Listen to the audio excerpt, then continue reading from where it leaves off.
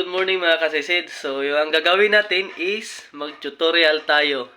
So, ang tuturo natin ay paano nga ba ay i-connect yung 4K Ultra HD camera natin. Yung bagong binili ko, yun.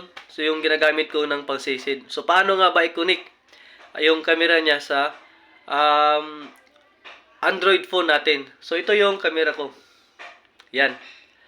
4K Ultra HD camera. So, may wifi siya. Yan. Tsaka yung power mode niya. Power on, power off. So, yan ang gagawin natin.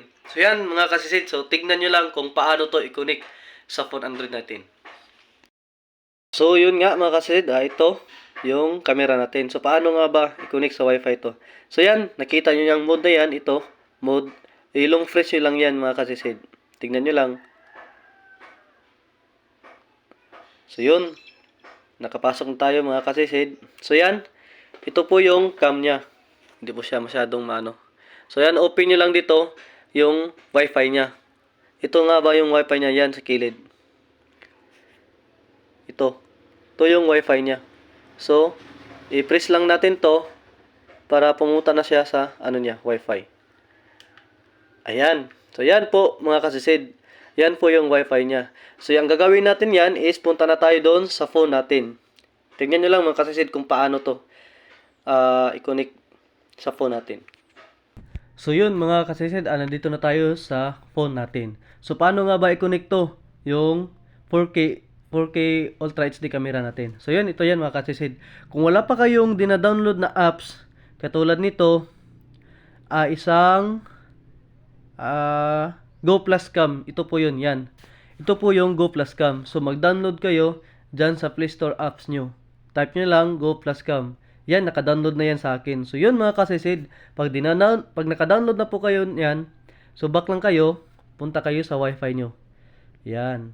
Long press lang ang wifi natin. So, yan. Antayin natin nga lumabas siya. Yan.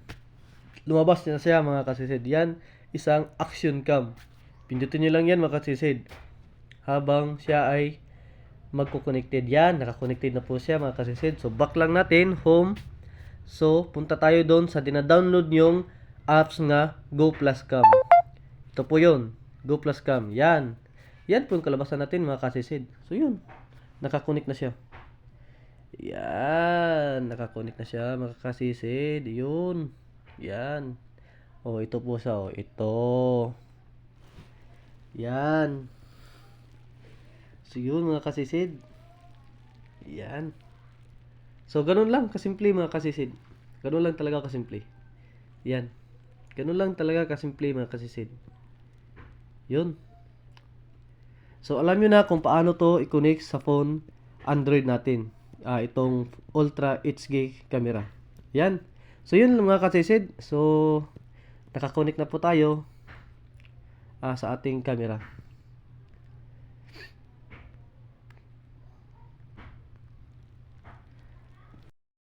Yun mga kasisid, so nakita yun kung paano ko ginagamit yung 4K Ultra HD camera o paano ko connect sa Android phone natin. So yun, so nalaman nyo na kung paano gagamitin yun. So huwag nyo naman kalimutan mag-subscribe. I-click nyo na lang ang notification bell para updated kayo palagi sa mga video ko i-upload ko sa susunod. So yun, good luck mga kasisid.